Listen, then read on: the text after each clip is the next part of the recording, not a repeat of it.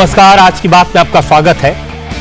आज बात करेंगे कल आने वाले बजट की, चुनौतियों की, संभावनाओं की और इशारों की। बजट बनाते समय फाइनेंस मिनिस्टर निर्मला सीतारमण के सामने सबसे बड़ा चैलेंज है महंगाई को काबू में कैसे रखा जाए। आज जो इकोनॉमिक सर्वे आया उसमें सरकार ने माना कि महंगाई तो है, लेकिन दुनिया भर में देशों में जो चीजों के दाम आसमान को छू रहे हैं उससे कम।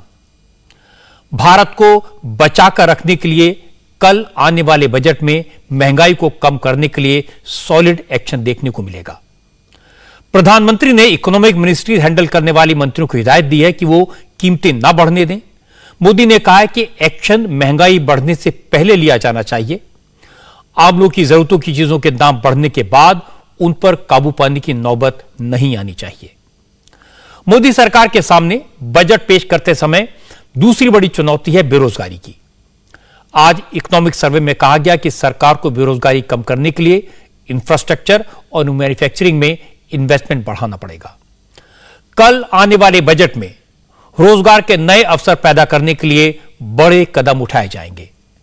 बजट में एग्जैक्टली क्या होगा यह तो कोई नहीं बता सकता, लेकिन आज प्रधानमंत्री ने एक इशारा किया कि वो मिडिल क्लास को राहत देने वाले हैं और यह इशारा बताता है कि इनकम टैक्स में छूट दी जा सकती है। इकोनॉमिक सर्वे के मुताबिक 2022 में अप्रैल से नवंबर के बीच डायरेक्ट टैक्स की कलेक्शन 26% ज्यादा हुई, इसलिए गुंजाइश है। इकोनॉमिक सर्वे, फाइनेंस मिनिस्टर और प्राइम मिनिस्टर तीनों ने संकेत तो दिया है कि आम जनता को इनकम टैक्स में राहत मिल सकती है। 9 साल से इनकम टैक्स स्लैब्स में कोई बदलाव नहीं हुआ है। इस बार लोगों को उम्मीद है। कल आने वाले बजट को लेकर और भी कई सवाल हैं। मुफ्त राशन की स्कीम जारी रहेगी या नहीं, मनरेगा का विस्तार होगा या नहीं, आज ऐसी सारी बातों पर चर्चा करेंगे। हालांकि आज की अच्छी खबर यह है कि IMF के मुताबिक दूसरे देशों के मुकाबले हमारे देश की अर्थव्यवस्था की हालत बहुत बेहतर है। IMF का कहना है कि आने वाले वक्त में दुनिया की ग्रोथ रेट में 50% हिस्सेदारी भारत और चीन की होगी। लेकिन IMF की बात करें, अच्छे प्रेडिक्शन की बात करें, इससे पहले कल बजट पेश करते समय निर्मला सीतारमण के सामने कौन सी चुनौतियां होंगी, इसको समझने की कोशिश करते हैं। सरकार के सामने सबसे बड़ा चैलेंज है जनता को महंगाई से निजात दिलाना। सरकार का दावा है कि अब धीरे धीरे देश की अर्थव्यवस्था कोरोना के छाये से मुक्त हो रही है। इंफ्रास्ट्रक्चर और मैन्युफैक्चरिंग सेक्टर में तेजी आई है, इसका असर दिखाई दे रहा है। पिछले एक साल के मुकाबले महंगाई कुछ हद तक काबू में आई है, लेकिन अभी भी महंगाई की दर कंफर्ट लेवल पर नहीं है। लोग जानना चाहते हैं कल जो बजट आएगा उससे रोजमर्रा की चीजों के दाम घटेंगे या नहीं, खाने पीने की चीजें सस्ती हो पाएंगी या नहीं।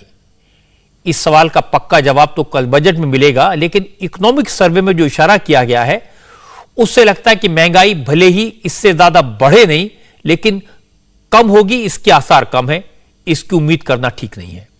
सरकार ने इकोनॉमिक सर्वे में माना कि अभी महंगाई की यह दर बनी रहेगी।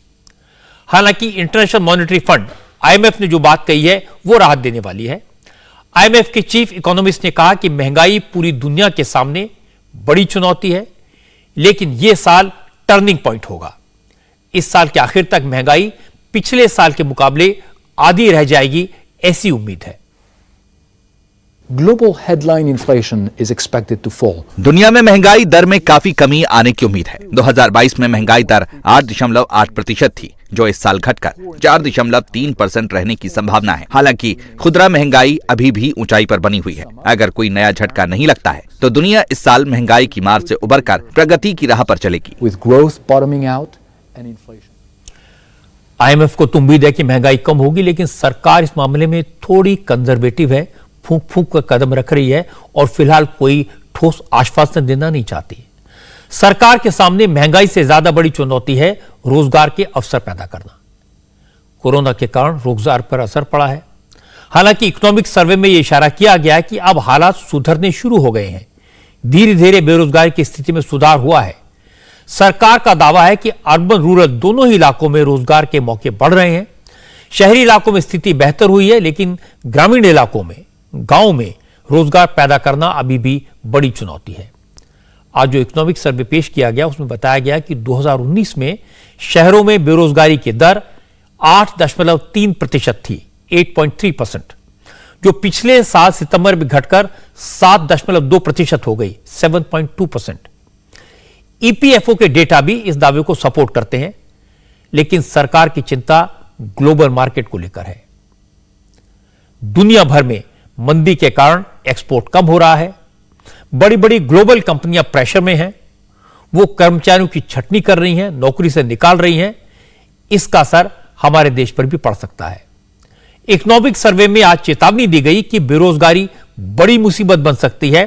अगर इसका मुकाबला करना है तो सरकार को इंफ्रास्ट्रक्चर और मैन्युफैक्चरिंग सेक्टर में जबरदस्त इन्वेस्ट करना होगा, जिससे रोजगार के अवसर पैदा हों।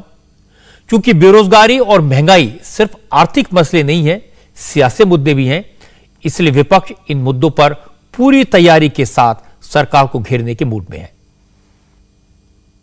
इस सत्र में बहुत से मुद्दे हम उठाने के लिए तैयार किए हैं। खास करके जो इन्फ्लेशन, अनएम्प्लॉयमेंट, ये तो मुद्दे पहले से भी है। उस साथ ही साथ जो ये देश का पैसा बर्बाद हो रहा है, जो LIC का हो, SBI का हो, नेशनलाइज दूसरे बैंकों का हो, पूरे सरकारी बैंक मन माने जो चंद कैपिटलिस्ट लोगों को पैसे देकर आज उनके पैसे बर्बाद कर रहे हैं, उसके बारे और जो रिपोर्ट्स इकोनॉमिक सर्वे के ऊपर भी जो कुछ आएगा वो भी हम बताएंगे। लेकिन जो उसके अलावा भी गड़बड़ी के जो रिपोर्ट है इंटरनेशनली और नेशनली CAG का हो, ये सब मुद्दे हम उठाएंगे और लोगों को बताएंगे कि ये जो चीजें चल रही है ठीक नहीं। हालांकि प्रधानमंत्री नरेंद्र मोदी को अंदाजा है किस तरह की चुनौतियां होंगी, विपक्ष किस तरह के हमले करेगा, इसलिए उन्होंने आज एडवांस में बता दिया कि पूरी दुनिया भारत की तरफ देख रही है। कल जो बजट आने वाला है उस पर भी पूरी दुनिया की नजर है।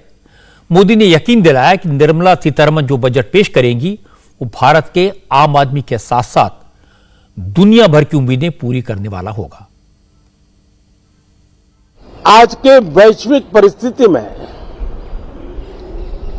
भारत के बजट के तरफ न सिर्फ भारत का लेकिन पूरे विश्व का ध्यान है।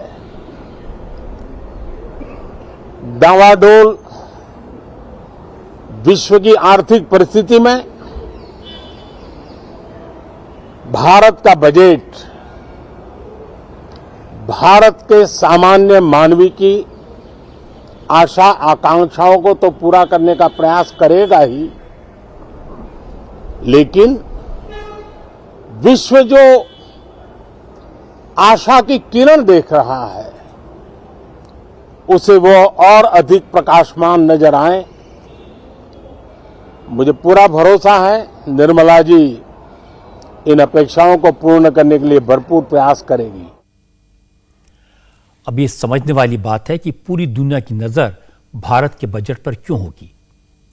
असल में आज जो इकोनॉमिक सर्वे पेश किया गया उसमें दावा किया गया कि इस साल भारत की अर्थव्यवस्था दुनिया में सबसे तेजी से ग्रो करने वाली इकोनॉमी होगी। भारत की ग्रोथ रेट 6.5%, 6.5% रहने का अनुमान लगाया गया है, जो पूरी दुनिया में सबसे ज्यादा है।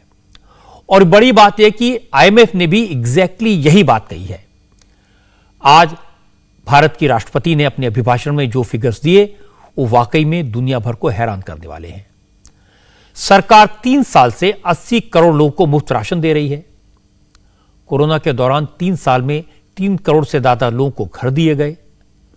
कोरोना के दौरान सरकार ने 11 करोड़ से ज्यादा घरों में पानी का कनेक्शन पहुंचा दिया। देश भर में एयरपोर्ट की संख्या बढ़कर 147 हो गई। बड़े बड़े हाईवेज और एक्सप्रेस वे बन रहे हैं। 8 करोड़ किसानों के खाते में किसान सम्मान निधि पहुंच रही है। आयुष्मान भारत योजना के तहत सरकार करीब 50 करोड़ लोगों को 5 लाख रुपए का मेडिकल इंश्योरेंस दे रही है। कुल बजट का 2.2%, 2.2% अब हेल्थ पर खर्च हो रहा है, जो 2011 के मुकाबले डबल है। राष्ट्रपति ने कहा कि कोरोना काल के दौरान जो काम हुए हैं उन्हें देखकर बहुत से लोगों को यकीन ही नहीं होता कि वाकई में कोई सरकार मुश्किल वक्त में इतने काम कर सकती है। हालांकि इन सब फिगर से विरोधी दलों के तेवरों पर कोई फर्क नहीं पड़ा है। लोकसभा में कांग्रेस के नेता अधीर रंजन चौधरी ने कहा कि राष्ट्रपति के भाषण से बेरोजगारी और महंगाई जैसे बड़े मसले गायब थे। अधीर रंजन चौधरी ने कहा कि मोदी सरकार बोलती बहुत कुछ है, करती कुछ नहीं। राष्ट्रपति जी के अभिभाषण होते हैं, सरकार जो चाहते हैं, सरकार जो करते हैं, वही राष्ट्रपति जी की भाषण में दोहराए जाते हैं। तो स्वाभाविक रूप से राष्ट्रपति जी सरकार की बयानी पेश करते हैं, फिर भी हम राष्ट्रपति जी अभिभाषण को काफी सम्मान देते हैं। और राष्ट्रपति जी की भाषण के ऊपर जब चर्चा शुरू होगी सदन में परसों से, तो हम लोग अपना बात रखेंगे। उस समय आपको पता चलेगा कि हमारा विचार क्या है, क्योंकि ये सरकार के खिलाफ बहुत सारे मुद्दा है। मुद्दा की अंबर है ये सरकार के खिलाफ। एक के बाद एक मुद्दा हमारी तरफ से सदन के अंदर उठाया जाएगी, इसका जिक्र करते हम रहेंगे। सारे मुद्दे, बेरोजगारी के ऊपर कोई कुछ नहीं, हम राष्ट्रपति जी के अभिभाषण में ऐसा कोई ठोस कदम उठाने की कोई जिक्र नहीं किए गए हैं। तो तरह तरह के मुद्दा तो है, मुद्दा के अंबर लगे हुए हैं। ये सरकार की चारों तरफ नाकामियां ही हमको देखने को मिलते हैं, देशवासी को देखने को मिलते हैं। चारों तरफ जिधर अब जाओ सरकार की नाकामियां चारों तरफ दर्शाते हैं। ये सरकार बोलते तो बहुत कुछ है, करते कुछ नहीं। ये कथनी की सरकार, करनी की सरकार नहीं। और इसके बाद शशि थरूर ने कहा कि राष्ट्रपति का भाषण आंकड़ों की जादूगरी के अलावा कुछ नहीं था। प्रेसिडेंट की स्पीच चुनावी थी। शशि थरूर ने कहा कि राष्ट्रपति के भाषण से लग रहा है कि सरकार अभी से चुनाव की तैयारी में जुट गई है। राष्ट्रपति तो चुनाव नहीं लड़ती है, लेकिन ये तो एक चुनावी भाषण मेरे ख्याल में सरकार ने उनको दे दिया। और ये चुनावी भाषण सरकार के सारे अचीवमेंट्स को देश को दिखाने के लिए, याद दिलाने के लिए तो राष्ट्रपति को खड़ा कर दिया। बस यही बात है। राष्ट्रपति जी को हम बहुत इज्जत करते हैं, सम्मान करते हैं, लेकिन ये तो सरकार के भाषण। लेकिन उद्धव ठाकरे की शिवसेना ने इंफ्रास्ट्रक्चर सेक्टर में जबरदस्त काम के लिए मोदी सरकार की तारीफ की। उद्धव गुट के सांसद अरविंद सावंत ने कहा कि मोदी सरकार देश में अच्छा इंफ्रास्ट्रक्चर बना रही है, लेकिन बेरोजगारी और सरकारी कंपनियों को बेचने जैसे मुद्दे राष्ट्रपति के भाषण में थे ही नहीं।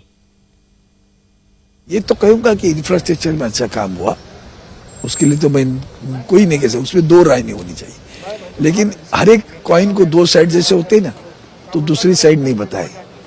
कश्मीर में क्या हो रहा है, बेरोजगारी का क्या हुआ, BSNL का क्या हुआ, मुंबई की बंदरगाह का क्या हुआ, अदानी का अभी जो निकला स्कैंडल उसका क्या हुआ।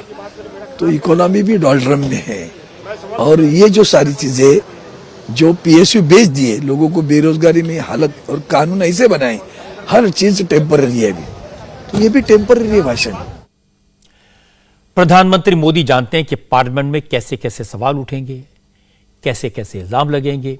इसलिए आज मोदी जब पार्लियामेंट पहुंचे तो उन्होंने साफ साफ कह दिया, सरकार के लिए सबसे पहले देश है, देश की जनता है। विपक्ष की आलोचना का, विपक्ष के सवालों का, विपक्ष के सुझावों का स्वागत है, लेकिन पार्लियामेंट में सिर्फ तकरार ना हो, तकरीरें भी हो, तभी अच्छा रहेगा, तभी जनता का भला होगा। भारतीय जनता पार्टी के नेतृत्व में एनडीए सरकार, उसका एक ही मकसद रहा है, एक ही मोटो रहा है, एक ही लक्ष्य रहा है। और हमारी कार्य संस्कृति के केंद्र बिंदु में भी एक ही विचार रहा है, इंडिया फर्स्ट, सिटीजन फर्स्ट। सबसे पहले देश, सबसे पहले देशवासी, उसी भावना को आगे बढ़ाते हुए ये बजट सत्र में भी तकरार भी रहेगी, लेकिन तकरीर भी तो होनी चाहिए। और मुझे विश्वास है कि हमारे विपक्ष के सभी साथी बड़ी तैयारी के साथ बहुत बारीकी से अध्ययन करके सदन में अपनी बात रखेंगे। सदन देश के नीति निर्धारण में बहुत ही अच्छी तरह से चर्चा करके अमृत निकालेगा जो देश को काम आएगा। बजट सेशन के मौके पर कांग्रेस ने, दूसरे विरोधी दलों ने जो आरोप लगाए उनका जवाब दिया बीजेपी के नेता रविशंकर प्रसाद ने। रविशंकर प्रसाद ने कहा कि शशि थरूर को पता होना चाहिए कि हर सरकार अपने चुनावी एजेंडे को राष्ट्रपति के अभिभाषण में शामिल करती है। सरकार ने जो वादे किए थे वो पूरे किया या नहीं ये बताना जरूरी होता है, इसमें गलत क्या है। रविशंकर प्रसाद ने कहा जहां तक महंगाई और बेरोजगारी का सवाल है तो अधीर रंजन चौधरी को इकोनॉमिक सर्वे पढ़ लेना चाहिए, उसमें उनके मतलब की सारी बातें मिल जाएंगी। ऐसा है, जरा सा वो एक बार पूरा पढ़ लें, अब उसकी कॉपी अवेलेबल है। आज का इकोनॉमिक सर्वे भी देख लें। अब कांग्रेस की इस टिप्पणी पर मैं क्या कहूं। आज तो इकोनॉमिक सर्वे में एम्प्लॉयमेंट रेट की चर्चा भी की गई है, बढ़ रहा है। लेकिन एक चीज बताइए, मैं अपने कांग्रेस के मित्रों को एक ही बात कहूंगा, सड़कें बन रही हैं तो अवसर मिल रहे हैं कि नहीं। स्टार्टअप 90,000 हुए हैं तो उनसे नौकरी मिल रही है कि नहीं। भारत दुनिया में सेकंड बिगेस्ट मोबाइल मैन्युफैक्चरिंग में आगे बढ़ा है तो लोगों को उसमें एम्प्लॉयमेंट के अवसर मिल रहे हैं कि नहीं। एम्प्लॉयमेंट प्रोविडेंट फंड का जो डेटा आया है उसमें एम्प्लॉयमेंट का नंबर बढ़ रहा है कि नहीं। ये तो सीधी सी बात बढ़ रहा है, हम अवसर क्रिएट कर रहे हैं। आपको देखिए, सच्चाई लोगों को देखना चाहिए। कुछ लोग अगर जानबूझकर सच्चाई से आंख मूंदते हैं तो उसका हम क्या कर सकते। विरोधी दलों के नेताओं को आलोचना करने का हक है, सवाल पूछने का हक है, लेकिन यह बात भी सही है कि दुनिया की तमाम एजेंसियां भारत को दुनिया का ग्रोथ इंजन बता रही हैं। इंटरनेशनल मॉनेटरी फंड IMF, इसने आज जो वर्ल्ड इकोनॉमिक आउटलुक जारी किया उसमें कहा है कि भारत इस साल दुनिया की फास्टेस्ट ग्रोइंग इकोनॉमी रहेगा। इंडिया का ग्रोथ रेट 6.1%, 6.1% रहेगा, जो चाइना से भी ज्यादा है। America, European union, Russia, Japan और ब्रिटेन जैसे देश भी इकोनॉमिक ग्रोथ के मामले में भारत से बहुत पीछे रहेंगे। अमेरिका का ग्रोथ रेट 1.4%, 1.4% रहेगा, जबकि जर्मनी, फ्रांस, इटली की विकास दर 1% से कम होगी। ब्रिटेन की ग्रोथ रेट तो नेगेटिव रहेगी। इकोनॉमिक ग्रोथ के मामले में भारत चीन से भी आगे रहेगा। IMF के मुताबिक चाइना का ग्रोथ रेट 5.1% रहेगा, 5.1%, जो भारत से 1% कम है। IMF की चीफ इकोनॉमिस्ट ने बताया कि यूक्रेन युद्ध और महंगाई जैसी चुनौतियों के बाद भी भारत ने जिस तरह से सस्टेन किया है वो काबिल गौर है। IMF ने कहा कि अगले 2 साल में दुनिया की कुल ग्रोथ में भारत और चीन की हिस्सेदारी 50% से ज्यादा होगी। The global economy will slow down this year before इस साल दुनिया की अर्थव्यवस्था की विकास दर धीमी होगी। 2024 में ये फिर बढ़ेगी, लेकिन हमारा मानना है कि दुनिया में आर्थिक सुस्ती जैसे हालात फिलहाल नहीं है। महंगाई से मुकाबला और यूक्रेन युद्ध, ये दुनिया के सामने 2 बड़ी आर्थिक चुनौतियां हैं। अच्छी बात यह है कि चीन की अर्थव्यवस्था दोबारा रफ्तार पकड़ रही है। कुल मिलाकर हमने वर्ल्ड ग्रोथ रेट में थोड़ा बदलाव किया है। विश्व अर्थव्यवस्था ने काफी लचीलापन दिखाया है। लेबर बाजार में थोड़ी सख्ती जरूर है, लेकिन घरेलू खर्च और निवेश मजबूत है। तेल गैस संकट के बाद भी यूरोपीय बाजार स्थिर रहे हैं। 2022 में दुनिया की विकास दर 3.4% थी, जो 2023 में घटकर 2.9% रहने की संभावना है। विकसित देशों की विकास दर में ज्यादा गिरावट आएगी। भारत और चीन दुनिया की कुल प्रगति में 50% का योगदान देंगे। will account for 50% of global growth. लेकिन सारी अच्छी अच्छी बातें सुनने के साथ साथ ये नहीं भूलना चाहिए कि हमारी अर्थव्यवस्था के सामने, इकोनॉमी के सामने चुनौतियां कम नहीं हैं। भले IMF कहे कि ग्रोथ रेट के मामले में हम चीन से आगे हैं, लेकिन ये फिगर्स हैं, आंकड़े हैं। इस बात को कैसे भूल सकते हैं कि चाइना का मैन्युफैक्चरिंग सेक्टर दुनिया भर में सबसे ज्यादा मजबूत है। इस बात को इग्नोर नहीं किया जा सकता कि दुनिया के बड़े मार्केट पर चीन का कब्जा है। चीन की अर्थव्यवस्था दुनिया के दूसरे नंबर की बड़ी इकोनॉमी है और इस मामले में हम नंबर 5 पर हैं। हमारे देश में सरकार लोगों के प्रति अकाउंटेबल है, जबकि चीन में सरकार पर कोई अंकुश नहीं है। इसलिए चीन और भारत की तुलना तो नहीं हो सकती और करनी भी नहीं चाहिए, लेकिन कोरोना की त्रासदी के कारण जब अमेरिका, ब्रिटेन, फ्रांस, जर्मनी जैसी तमाम बड़ी बड़ी और मजबूत अर्थव्यवस्थाएं घुटनों पर आ गई, उस वक्त भारत पर कोई संकट नहीं आया। दुनिया हमारी इकोनॉमी का लोहा मान रही है और इसका क्रेडिट प्रधानमंत्री नरेंद्र मोदी की नीतियों और उनकी दृढ़ इच्छा शक्ति को मिलना ही चाहिए। इस वक्त दुनिया भर के एक्सपर्ट कह रहे हैं कि अब दुनिया को मंदी की मुसीबत से एशिया ही निकालेगा। पूरी दुनिया की निगाहें चीन और भारत पर हैं, क्योंकि एशिया को जो बाकी मुल्क हैं उनकी हालत बहुत खराब है। हमारे पड़ोसी पाकिस्तान का एग्जाम्पल देख लीजिए। पाकिस्तान में हालात कितने खराब हैं ये बताते हुए भी दुख होता है कि लोग दाने दाने को मोहताज हैं, न खाना है, न बिजली, न पेट्रोल।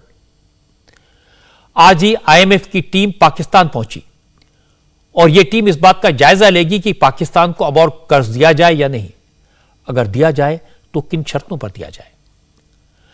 पाकिस्तान दिवालिया होने की कगार पर है, जिंदगी की कोई कीमत नहीं है। पाकिस्तान ने आईएमएफ के सामने करीब करीब सरेंडर कर दिया है।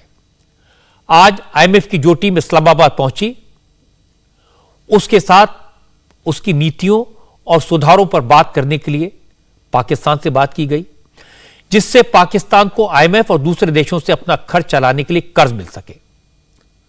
पाकिस्तान कई महीनों से आईएमएफ से $7 बिलियन का कर्ज मांग रहा है, लेकिन आईएमएफ ने साफ कह दिया था जब तक पाकिस्तान अपने यहां पेट्रोल, गैस और बिजली के दाम नहीं बढ़ाता, जब तक पाकिस्तान डॉलर के मुकाबले अपने रुपए के एक्सचेंज रेट पर कंट्रोल खत्म नहीं करता, तब तक उसको कर्ज देने पर विचार ही नहीं किया जाएगा। शुरू में तो पाकिस्तान शर्तें न मानने पर अड़ा रहा, लेकिन अब पाकिस्तान का खजाना पूरी तरह खाली हो गया है। तो पिछले हफ्ते पाकिस्तान ने आईएमएफ के सामने हथियार डाल दिए, पेट्रोल डीजल के दाम बढ़ाए, डॉलर के एक्सचेंज रेट पर से सरकारी कंट्रोल खत्म किया। इसके बाद आईएमएफ की टीम पाकिस्तान पहुंची। अभी भी पाकिस्तान को कर्जा पाने के लिए आईएमएफ की कई और कड़ी शर्तें पूरी करनी होगी। आईएमएफ ने बड़ी कंपनियों को मिलने वाली बिजली की सब्सिडी बंद करने को कहा है। सरकार के गैर जरूरी खर्चे बंद करना इसमें शामिल है। इसके बाद जाकर पाकिस्तान को आईएमएफ से $1.2 बिलियन की रकम मिलेगी। आईएमएफ के ग्रीन सिग्नल के बाद ही दूसरे देश भी पाकिस्तान को लोन देने पर विचार करेंगे। इसलिए अब पाकिस्तान की हुकूमत आईएमएफ की सारी शर्तें मानने को राजी हो गई है।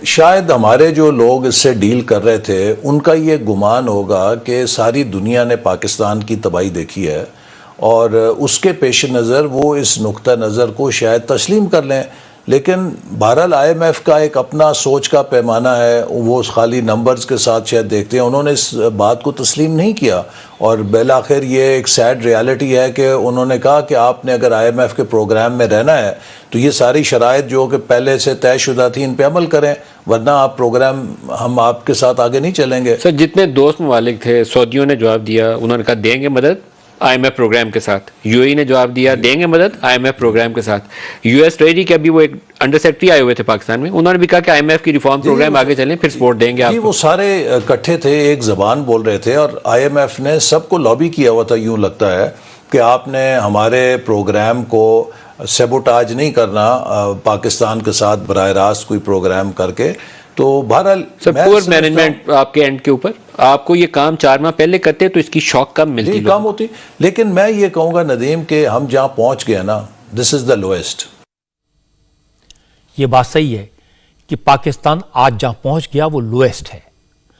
पाकिस्तान के वजीर आजम शहबाज शरीफ आजकल अपनी हर तकरीर में मुल्क के मुश्किल हालात की दुहाई देते हैं, लोगों को समझाने की कोशिश करते हैं कि हुकूमत के खर्चों में कटौती पाकिस्तान के लिए कितनी जरूरी हो गई है।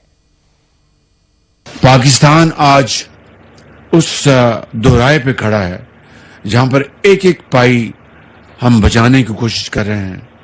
अब आप देखें कि जो हमारे फॉरेन एक्सचेंज रिजर्व्स हैं उसको सामने रखकर हमने एक प्रायोरिटी लिस्ट बनाई है कि जो इंपोर्ट्स जो हैं उसमें किनको फौकियत हासिल होनी चाहिए। एक्सपोर्टर्स, फूड आइटम्स, अद्वियात और इस तरह की जो जिनके बगैर माशरा एग्जिस्ट नहीं कर सकता। इंशाअल्लाह IMF से इसी महीने में इंशाअल्लाह मुझे पूरी उम्मीद है कि मुआहदा हो जाएगा और ये मुश्किलात से हम बाहर निकल आएंगे। फिर मल्टीलेटरल और बायलेटरल भी जो इदारे हैं वो हमारे साथ चलेंगे। ये एक मुश्किल वक्त है। पाकिस्तान की माली हालत कितनी खराब है इसका अंदाजा आपको आज वो तस्वीर देखकर हो जाएगा जो पाकिस्तान की पार्लियामेंट में दिखाई दी। आज पाकिस्तान के एक सेनेटर पार्लियामेंट में रोटी लेकर पहुंचे थे। उन्होंने इल्जाम लगाया कि शहबाज शरीफ की हुकूमत ने पाकिस्तान को रोटी से भी महरूम कर दिया है। यह रोटी 20 रुपए की पेशावर के अंदर मिल रही है। औसत हर पाकिस्तानी फैमिली की तादाद 6 है। अगर एक रोटी सुबह, दोपहर और शाम को एक घर खाए तो ये 18 रोटियां, मिस्टर चेयरमैन, 9 करोड़ लोग खत गुर्बत से नीचे हैं। 200-300 रुपए उनकी रोजाना आमदन है। वो कैसे अपने लिए रिज़्क का इंतजाम करें, अपने बच्चों के लिए रोटी का इंतजाम करें? यह जुल्म है मिस्टर चेयरमैन, जो कि हुक्मरानों की वजह से हैं। 20 केजी आटे की तेले की कीमत इस वक्त खैबर पुख्तनख्वा में 3000 रुपए पर है। इस वक्त जो हुकूमत मुल्क के ऊपर राज कर रही है, उन्होंने अवाम को ज़हीर-अंदोज़ों के हवाले किया है। उन्होंने अवाम को दहशतगर्दों के हवाले किया है। रेट ऑफ द गवर्नमेंट नजर नहीं आ रही। मार्केट के ऊपर हुकूमत की कोई गिरफ्त नजर नहीं आ रही। और यह जो कहा जा रहा है कि छीन रहे हैं हुक्मरान जिंदगी का हर इम्कान, और छीन रहे हैं हुक्मरान रोटी, कपड़ा और मकान। वाकई में पाकिस्तान के लोगों की हालत देखकर दुख होता है और पाकिस्तान के पास कोई इसका सॉल्यूशन भी नहीं है। IMF अगर पाकिस्तान को $1.2 बिलियन का कर्ज दे भी देता है तो भी इससे पाकिस्तान का भला नहीं होने वाला, क्योंकि इससे पाकिस्तान का खर्च 2-3 हफ्ते और चल जाएगा। फिलहाल पाकिस्तान में हालत यह कि टमाटर 150 रुपए किलो, आटा 160 रुपए किलो, प्याज 250 रुपए किलो, दूध 300 रुपए लीटर, चिकन 1200 रुपए किलो और अंडे 300 रुपए दर्जन बिक रहे हैं। लोगों के पास न रोजगार है, न 2 वक्त की रोटी। इसलिए अगर खाने पीने की चीजों के दाम कम नहीं हुए तो बगावत हो जाएगी, हिंसा फैल जाएगी। इसीलिए पाकिस्तान के मंत्री और पाकिस्तानी फौज के जनरल अब दुनिया भर में घूम घूम कर कर्ज का जुगाड़ करने में लगे हैं। पाकिस्तान में जो हालात हैं उसके बाद अब पाकिस्तान ऑक्युपाइड कश्मीर के लोग ये कहने लगे हैं कि पाकिस्तान की फौज और पाकिस्तानी हुकूमत लोगों को 2 वक्त की रोटी नहीं दे पा रही। POK में हालत और ज्यादा खराब है, इसलिए पाकिस्तान को POK पर किया गया कब्जा छोड़ देना चाहिए, ये वहां के लोग कह रहे हैं। वहां के लोग कह रहे हैं कि पाकिस्तानी फौज को भारत की फौज के सामने सरेंडर कर देना चाहिए, वरना वो दूर नहीं जब एक बार फिर बांग्लादेश जैसे हालात बनेंगे और एक बार फिर पाकिस्तान की फौज को घुटने टेकने पड़ेंगे, क्योंकि POK के लोग भारत के साथ जाने के लिए तैयार बैठे हैं। I think the time has come for India to prepare another instrument of surrender for Pakistan Army, because the situation in Pakistan is getting grimmer by the day, especially in Pakistani occupied Jammu Kashmir and Pakistani occupied Gilgit-Baltistan. People have no flour, their staple diet. People have no electricity. People are dying of hunger. Starvation has become the norm now in both occupied territories. Now, what I'm looking at is another scenario. It's similar to 1971 when East Pakistan became Bangladesh and there was war. Now, a sensible thing would be for Pakistan Army to realize their inability to govern the country even through their proxies like Shehbaz Sharif and Imran Khan, and lay down their arms in POJK and POGB. And at the line of control and line of action control, actual control, Pakistan Army should meet with the Indian Army officials and sign on the dotted line of the instrument of surrender. जिनकी बात आप सुन रहे थे, इनका नाम अहमद मिर्जा है, POK के रहने वाले हैं। पीओके के लोगों के हक के लिए पाकिस्तानी फौज के जुल्मों के खिलाफ आवाज उठाते रहते हैं। अमजद मिर्जा फिलहाल स्कॉटलैंड में रहते हैं। अमजद मिर्जा जो कह रहे हैं वो पीओके के लोगों के दिल की बात है, लेकिन दिल में कुछ भी हो, आज का जो वर्ल्ड ऑर्डर है उसमें इस तरह का मिलिट्री एक्शन आसान नहीं होता। और मिर्जा जो कह रहे हैं उसकी भावना को समझने की जरूरत है। पाकिस्तान के कब्जे वाले कश्मीर में, गिलगिट और बलूचिस्तान में लोग भूख से मरने लगे हैं। आपने सुना है, न रोटी है, न कपड़ा है, न बिजली। ऐसी परिस्थितियों में लोग वायलेंट हो रहे हैं, मरने मारने के हालात पैदा होने लगे हैं। और पाकिस्तान में ऐसी इंस्टेबिलिटी भारत के लिए अच्छी बात नहीं है। वहां होने वाले वायलेंट प्रोटेस्ट, वहां होने वाले आतंकवादी हमले भारत के लिए मुसीबत बढ़ाते हैं। पाकिस्तान की वजह से हमने बहुत सफर किया है और वक्त आ गया इस मसले को हमेशा हमेशा के लिए खत्म किया जाए। और मिर्जा जैसे लोग यही कह रहे हैं कि पाकिस्तान का भला भी इसी में है। अब बात करते हैं अपने देश की सियासत की। आजकल यूपी और बिहार में जाति की राजनीति जबरदस्त गर्म है। लखनऊ में समाजवादी पार्टी के दफ्तर के बाहर बड़े बड़े बैनर लगे हैं जिनमें लिखा है, गर्व से कहो हम शूद्र हैं। सुनने में थोड़ा अजीब लगेगा, लेकिन वाकई में लखनऊ में समाजवादी पार्टी के हेडक्वार्टर के बाहर इसी तरह के बैनर पोस्टर लगाए गए हैं।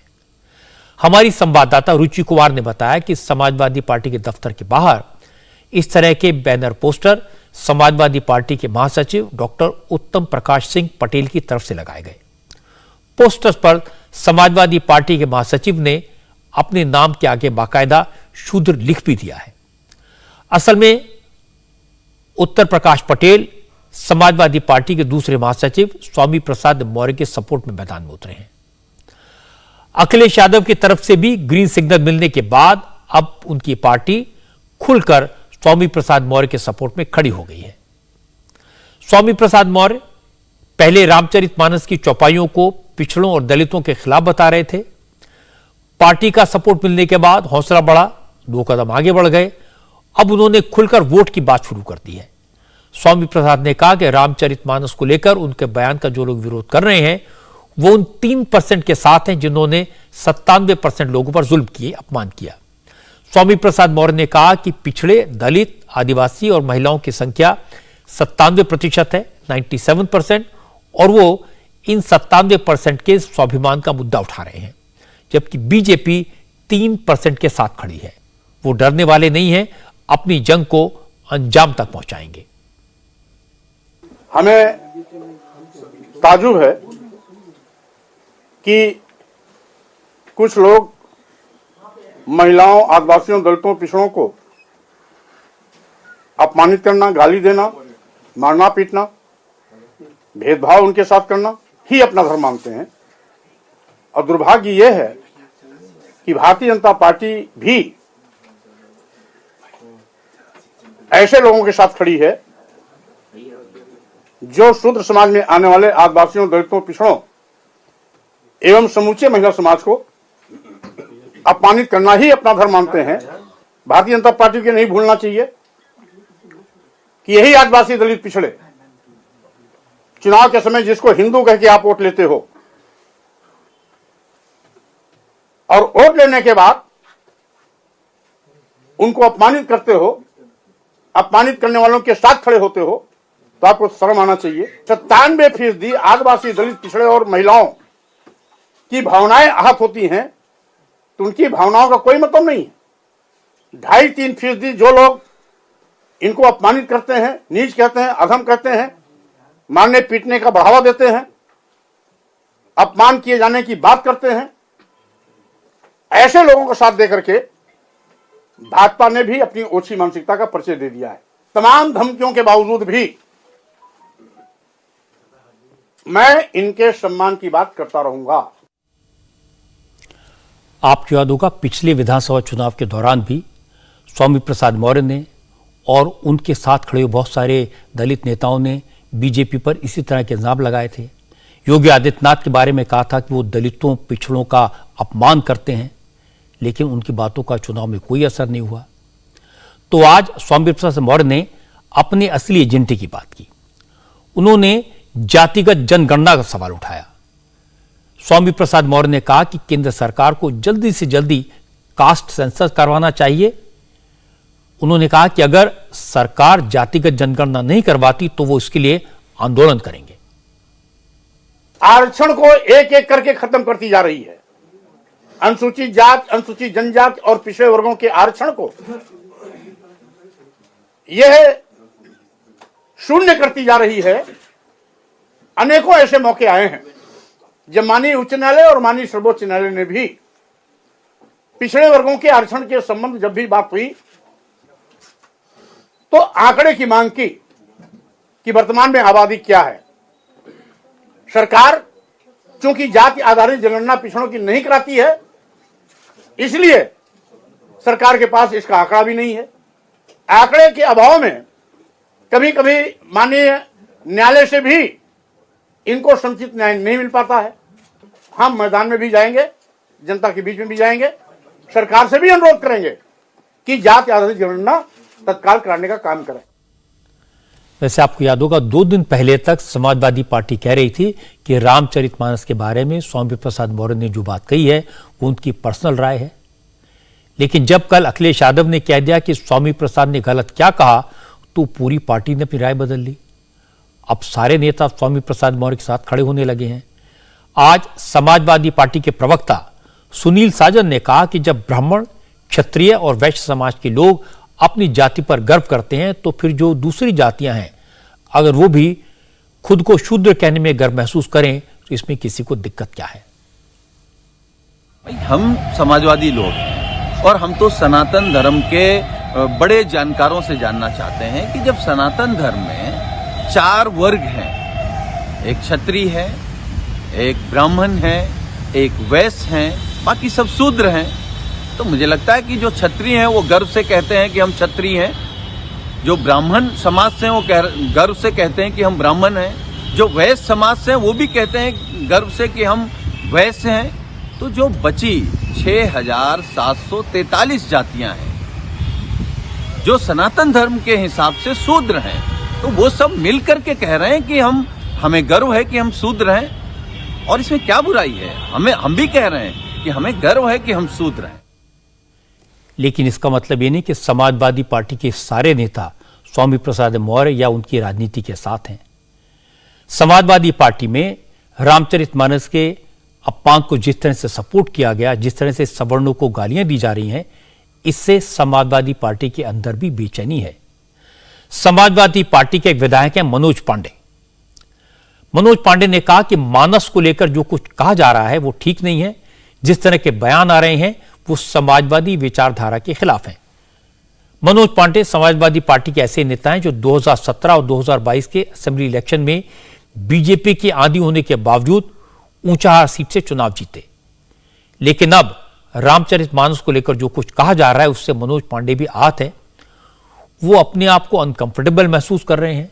मनोज पांडे ने कहा कि राम मनोहर लोहिया और समाजवाद की विचारधारा तो समाज के सभी वर्गों को साथ लेकर चलती है, किसी जाति के लोगों को गाली देना ठीक नहीं है। समाजवादी पार्टी और समाजवादी विचारधारा जो डॉक्टर राम मनोहर लोहिया ने लाने का काम किया था, जिन पर हम लोग चलने का काम करते हैं, वो सभी समाज, वर्ग और जाति को एक साथ लेकर के चलने का काम करती है और यही सिखाती है कि सभी समाज के लोगों का बराबर सम्मान रहे, एकरूपता रहे, आपस में सामंजस्य रहे और समाजवादी विचारधारा को जितना मैं समझता हूँ किसी जात विशेष को गाली देने का अधिकार नहीं देती। जो बात समाजवादी पार्टी के मनोज पांडे ने कही वही बात यूपी के deputy chief minister Keshav Prasad Maurya ने भी कही। केशव प्रसाद मौर्य ने कहा बयान भले ही स्वामी प्रसाद मौर्य दे रहे हों, लेकिन वो जो बोल रहे हैं वो सब अखिलेश यादव का सिखाया हुआ है। समाजवादी पार्टी का पूरा सपोर्ट स्वामी प्रसाद मौर्य के साथ है। विधानसभा चुनाव में हार से हताश होकर समाजवादी पार्टी अब लोगों के बीच बंटवारे की साजिश रच रही है, जो ठीक नहीं है। मैं बार बार कह रहा हूं, ये स्वामी प्रसाद मौर्य का बयान नहीं है, यह बयान श्री अखिलेश यादव जी का है, ये समाजवादी पार्टी के कुनबे का है और उत्तर प्रदेश के अच्छे माहौल को कैसे विषैला बनाया जाए इस प्रकार की असफल कोशिश है। लेकिन उनके मंसूबे कभी कामयाब नहीं होंगे। वह सोचते हैं कि इससे वह पिछड़ों को या दलितों को अपनी ओर आकर्षित कर लेंगे, तो जिन्होंने सत्ता में रहते हुए लगातार पिछड़ों, दलितों और प्रदेश का शोषण किया, बर्बादी करने का काम किया, उनका भविष्य अब उत्तर प्रदेश में तो है ही नहीं, ये मैं स्पष्ट रूप से कह सकता हूं और ये स्पष्ट रूप से दिखाई दे रहा है। अगर उनके पास जनहित से जुड़े हुए कोई मुद्दे हों, उनको लेकर के आवें, जो मुद्दे न भाजपा से संबंधित हैं, न सपा से संबंधित हैं और न राजनीति से संबंधित हैं, उन मुद्दों को लेकर के आना और समाज का माहौल खराब करना, ये गैर कानूनी आचरण है, इसे नहीं करना चाहिए। दलित और पिछड़े समाज के एक और नेता ओम प्रकाश राजभर ने बिल्कुल अलग तरह की बात कही। राजभर ने आज कहा कि स्वामी प्रसाद मौर्य तो तमाम सरकारों में मंत्री रहे, यूपी में लंबे वक्त तक समाजवादी पार्टी पावर में रही, तब इन सबको रामचरितमानस की ये चौपाइयां क्यों नहीं दिखाई दी। ओम प्रकाश राजभर ने कहा कि असलियत यह है कि समाजवादी पार्टी की सरकार के दौरान पिछड़ों और अति पिछड़ों का हक मारा गया, अब जनता ने सत्ता से बाहर कर दिया, तो अखिलेश यादव स्वामी प्रसाद मौर्य के जरिए इस तरह के बयान दिलवा रहे हैं। ये सत्ता में थे तो ये सवाल क्यों नहीं अपने से पूछे? जब सत्ता में थे तब महिलाओं का अपमान नहीं हो रहा था, तब उस समय ये चौपाई नहीं थी, ये ग्रंथ नहीं था, तब ये तुलसीदास जी का लिखा हुआ नहीं पढ़ पा रहे थे। तो ये सत्ता से बेदखल हुए लोग पागल हो गए हैं। जिस तरह का उन्होंने लगाया है तो उसमें लिखना चाहिए कि सपा के लोगों ने आरक्षण में प्रमोशन खत्म किया है। गर्व है मुझे कि आरक्षण में प्रमोशन में आरक्षण सपा ने खत्म किया है। गर्व है कि 27% पिछड़ों के आरक्षण में अति पिछड़ों का हिस्सा लूटा है सपा ने। ये भी बैनर लगना चाहिए। अब ये बात तो सही है कि रामचरितमानस तो तब भी थी जब अखिलेश यादव मुख्यमंत्री थे और स्वामी प्रसाद मौर्य मिनिस्टर थे। दो बार विधानसभा का चुनाव और दो बार लोकसभा का चुनाव हारने के बाद समाजवादी पार्टी के नेताओं को इतना सारा नया ज्ञान हासिल हुआ। ये सच है कि समाजवादी पार्टी ने चुनाव जीतने के लिए हर संभव कोशिश की। पहले कांग्रेस से समझौता किया, राहुल को साइकिल पर बिठाया, फिर मायावती के साथ मिलकर चुनाव लड़ा। पिछले चुनाव में छोटी छोटी पार्टियों के साथ जातिगत समीकरणों के आधार पर जीत का दावा किया। हम आ रहे हैं इसका ऐलान किया, लेकिन हर दाव फेल हुआ। अब अगर रामचरितमानस को लेकर यह सारा ज्ञान चुनाव के लिए बांटा जा रहा है तो फिर खुलकर मैदान में आना चाहिए ताकि जनता को भी फैसला करने का मौका मिले। आज राजस्थान की सियासत में भी एक बड़ी खबर आई। असेंबली में जबरदस्त हंगामा देखने को मिला। असल में पिछले साल जब कांग्रेस हाईकमान राजस्थान में लीडरशिप चेंज करने पर विचार कर रही थी तो 25 सितंबर को अशोक गहलोत के समर्थक विधायकों ने सामूहिक इस्तीफे का ऐलान किया था। आपको याद होगा, कांग्रेस विधायकों के इस्तीफे स्पीकर के पास भेज दिए गए थे, लेकिन उस पर कोई फैसला नहीं हुआ। जब फैसला नहीं हुआ तो बीजेपी के राजेंद्र राठौर हाईकोर्ट पहुंच गए और हाईकोर्ट में चौंकाने वाला खुलासा हुआ। राजस्थान असेंबली के स्पीकर की तरफ से कोर्ट को दिए गए एफिडेविट में बताया गया कि कांग्रेस से 81 विधायकों ने इस्तीफे दिए थे, लेकिन न तो वो प्रॉपर फॉर्मेट में थे, कई विधायकों के इस्तीफे की फोटोकॉपी भेजी गई थी और बाद में सभी विधायकों ने इस्तीफे वापस भी ले लिए। इसलिए यह मामला खत्म हो गया। इसके बाद मामला हाईकोर्ट में तो टल गया, लेकिन असेंबली में सियासत शुरू हो गई। निर्दलीय विधायक संयम लोढ़ा राजेंद्र राठौर के खिलाफ प्रिविलेज मोशन ले आए। संयम लोढ़ा का इल्जाम है कि असेंबली का मुद्दा हाईकोर्ट में ले जाना सदन की तौहीन है, इसलिए राजेंद्र राठौर के खिलाफ एक्शन होना चाहिए। अपने खिलाफ प्रिविलेज मोशन लाने का राजेंद्र राठौर ने विरोध किया तो हंगामा हो गया। राजेंद्र राठौर के साथ स्पीकर की जबरदस्त बहस हुई। अध्यक्ष महोदय, अगर प्रिविलेज मोशन मूव कर रहे हैं अध्यक्ष महोदय, ये पूरा मेरे अधिकार को चेंज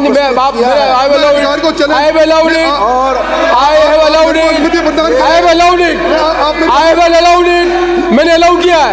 मेरे अधिकार को चैलेंज नहीं कर सकते आप। मेरे अधिकार को चैलेंज नहीं कर सकते। मेरे अधिकार को चैलेंज मैं पढ़ा हुआ है, पढ़ा हुआ मैंने। आप नहीं कर सकते।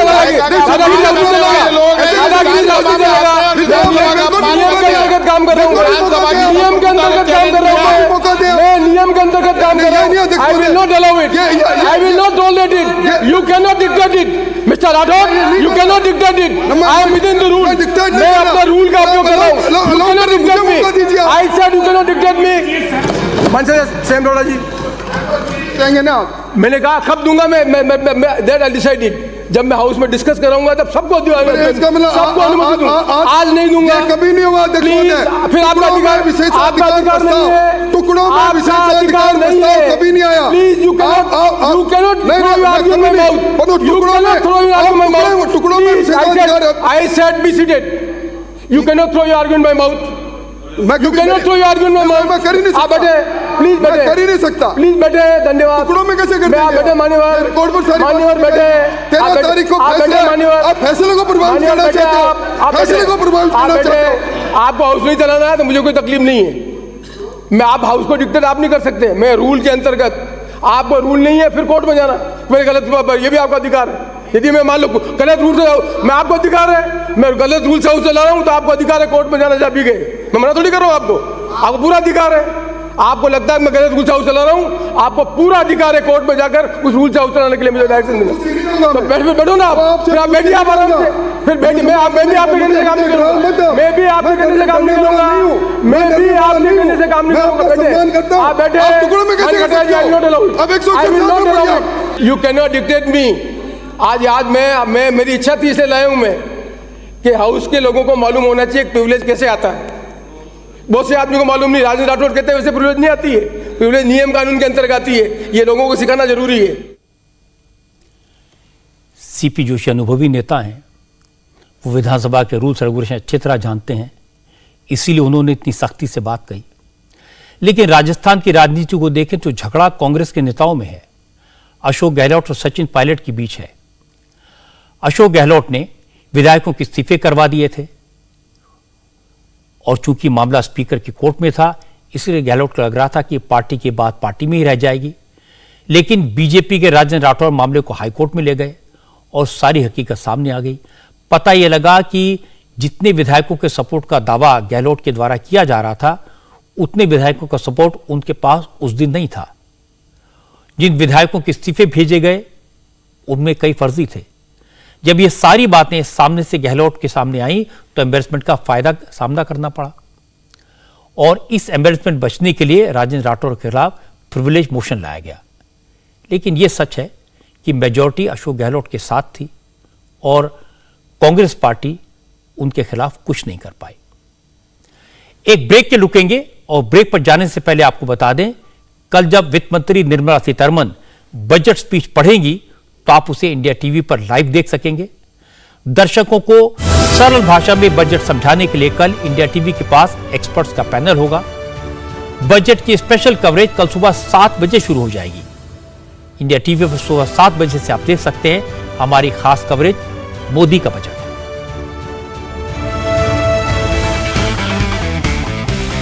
बिहार में नीतीश कुमार की पार्टी में झगड़ा आज और बढ़ गया।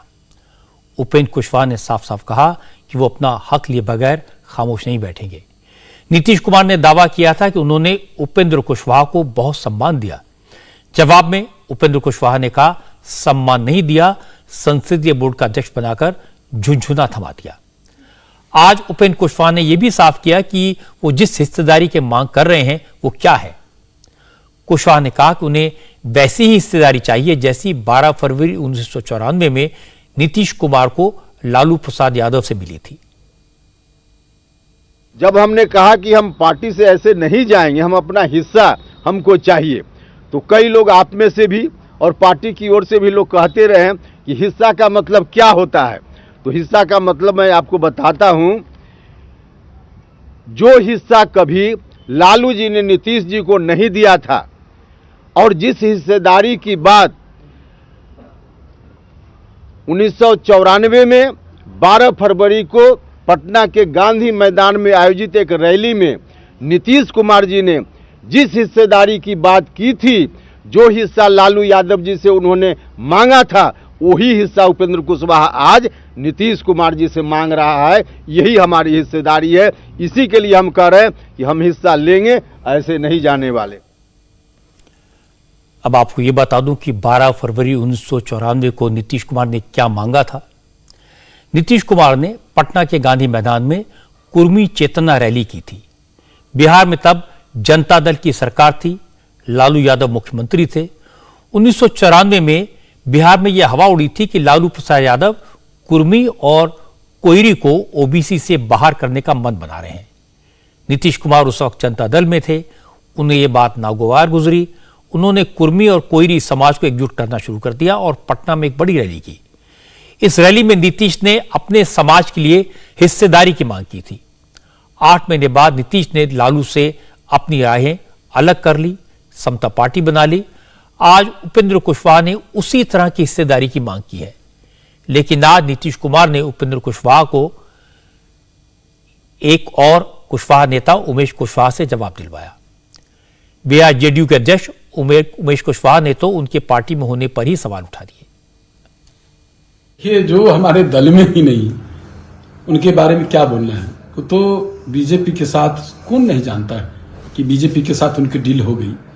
हम लोग ही नहीं मानते कि हमारे साथ है हर गतिविधि, तो जो उनके बारे में कोई नोटिस लेने की जरूरत नहीं। लेकिन एक चीज हमको ख्याल आता है, एक शायर, वो हम आपको बता देते हैं उपेंद्र जी के बारे में, कि कभी अर्श पर तो कभी फर्श पर, कभी उनके दर तो कभी दर बदर, एक गमे आस की तुम्हें क्या पता कि हम कहां कहां गुजर गए। असल में उपेंद्र कुशवाहा खुद को नीतीश कुमार का उत्तराधिकारी मान बैठे थे, जबकि नीतीश ने बिहार के चीफ मिनिस्टर की कुर्सी तेजस्वी यादव के लिए खाली करने का ऐलान कर दिया। यही बात कुशवाहा को खल रही है। वो अपना अलग रास्ता तलाश रहे हैं और अब बात इतनी बढ़ गई है कि वापसी की गुंजाइश भी नहीं बची। जोधपुर की जेल में पहले से उम्र कैद की सजा काट रहे आसाराम बापू को आज एक और रेप के केस में उम्र कैद की एक और सजा सुनाई गई। गांधीनगर के सेशन कोर्ट ने आज आसाराम बापू को अपनी शिष्या से बलात्कार का दोषी पाया। सूरत की इस लड़की ने आसाराम पर 2001 से 2006 के बीच कई बार रेप का आरोप लगाया था। उस वक्त ये लड़की मोटेरा में उनके आश्रम में रहती थी।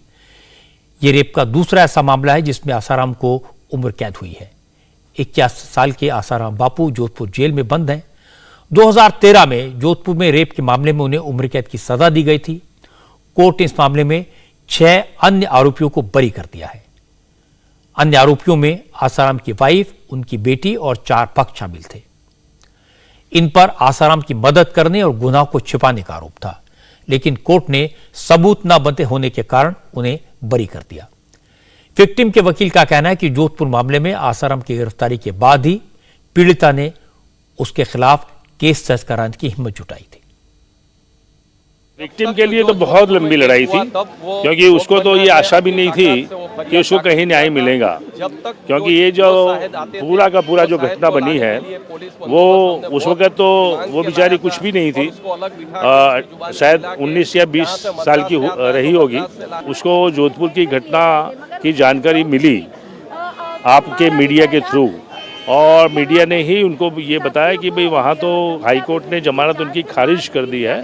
तब उसमें हिम्मत आई और फिर वहाँ जाके सूरत की पुलिस को उन्होंने एफआईआर लॉन्च करने की गुहार लगाई। सूरत पुलिस ने वो उनकी गुहार मान्य करी और एफआईआर लॉन्च की, और यहाँ चांदखेड़ा पुलिस स्टेशन में ये केस ट्रांसफ़र किया गया और उसके बाद में चार्जशीट हुआ और चार्जशीट होने के बाद ये केस चला।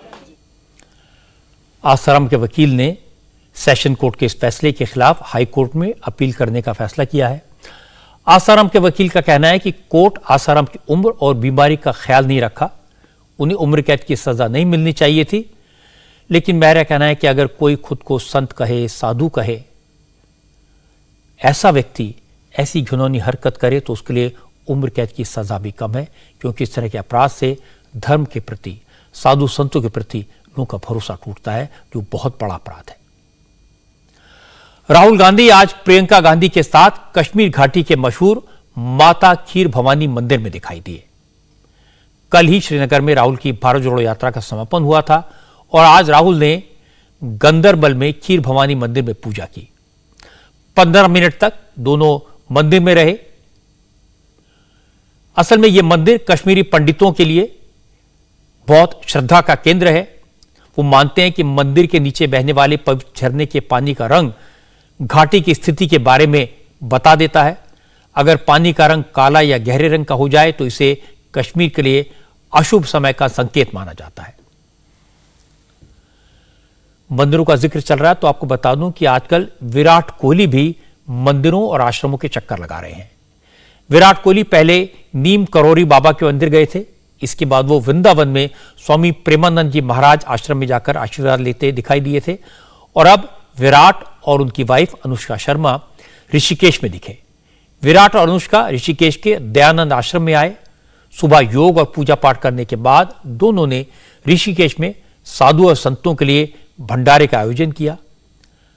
आश्रम के लोगों ने बताया कि विराट और अनुष्का ने ऋषिकेश में स्वामी दयानंद की समाधि के भी दर्शन किए और बाद में गंगा घाट पर संत और पंडितों के साथ गंगा आरती भी की। ऋषिकेश में स्वामी दयानंद जी के आश्रम की काफी अहमियत है। 2015 में प्रधानमंत्री नरेंद्र मोदी भी स्वामी जी की सेहत का हालचाल लेने के लिए ऋषिकेश गए थे और बाद में उनके अंतिम संस्कार में भी शामिल हुए थे। स्वामी दयानंद दक्षिण भारत के रहने वाले थे। ऋषिकेश में गंगा तट पर उनका आश्रम है। देश विदेश से बड़ी बड़ी शख्सियतें यहां पर योग और ध्यान करने आती हैं और इसी कड़ी में विराट कोहली और अनुष्का का नाम जुड़ा। इंडिया टीवी हर वक्त हर जगह डाउनलोड करने के लिए सर्च करें India TV news Google play store या ऐप स्टोर पर।